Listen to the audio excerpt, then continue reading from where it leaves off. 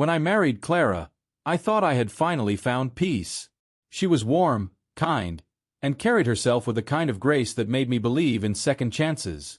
I had been widowed for 3 years, left to raise my teenage son, Daniel, on my own. He was 19 now, old enough to start finding his own place in the world, but still my boy, still the center of my universe. Clara entered our lives like a breath of fresh air, assuring me from the beginning that she saw Daniel as her own. "He's like family to me," she had promised, smiling warmly as she placed her hand over mine. Those words anchored my trust in her. At first, things were beautiful. Clara went out of her way to bond with Daniel. She'd help him with his college essays, cook his favorite meals, and even sit through the video games he played, pretending to understand them. I used to watch them laugh together and feel grateful. Grateful that my son had someone who genuinely seemed to care for him after all the loss we'd endured. But slowly, I started noticing little things that didn't sit right. Their conversations would fall silent the moment I entered the room. I'd find them exchanging glances that lingered too long. Once, when Clara thought I was asleep, I saw her sneak into the living room where Daniel was studying late into the night. She returned hours later, her hair slightly disheveled, her cheeks flushed. When I asked in the morning what she'd been doing, she smiled casually and said she was just keeping him company so he wouldn't feel lonely. I tried to brush it off. Maybe I was paranoid. After all, Daniel was my son, Clara's stepson, and she had always insisted he was like family. But doubts are like cracks in glass. Small at first, but spreading until the whole thing shatters. One evening, I came home earlier than usual.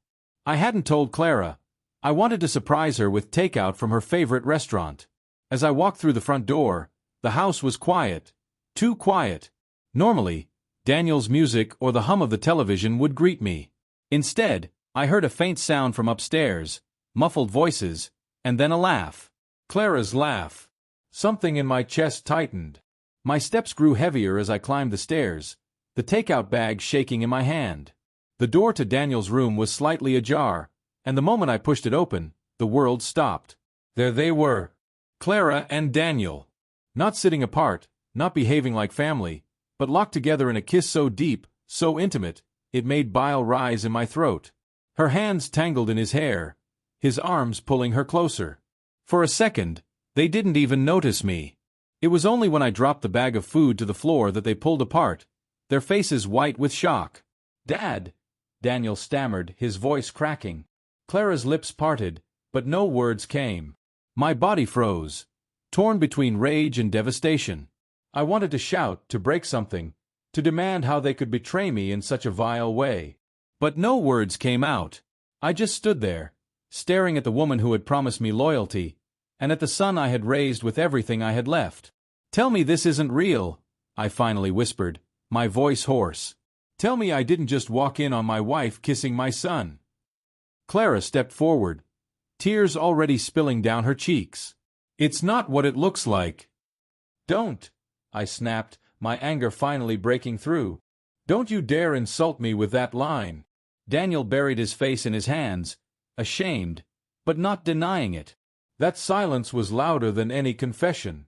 I turned to Clara, my heart pounding so hard it hurt. "You promised me," I said, my voice trembling. "You looked me in the eye and promised he was like family to you. Was that just a lie from the start? Was this what you wanted all along?" She shook her head furiously, reaching for me. No, it wasn't like that. I didn't mean for this to happen. He was lonely, and I wanted to comfort him, and one thing led to another." "One thing led to another?"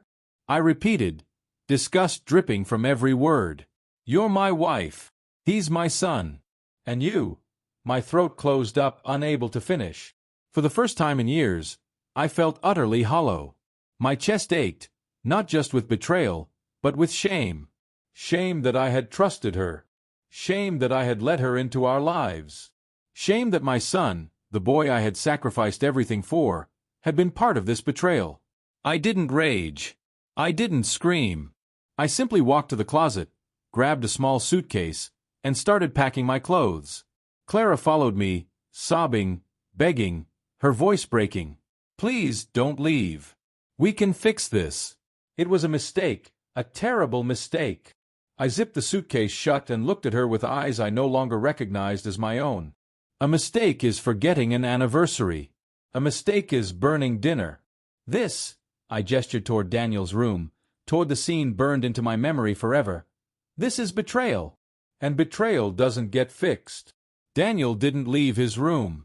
Not once did he come out to face me, to apologize, to explain.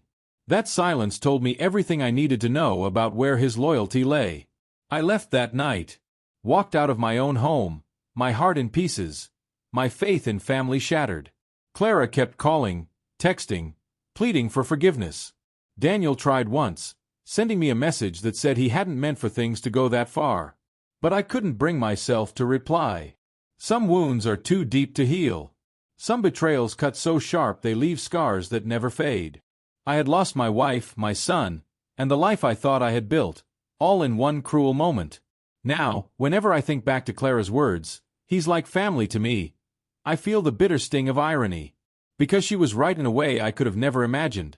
She treated him like more than family, and in doing so, destroyed us all. And I'll never forget the moment I walked in on the truth.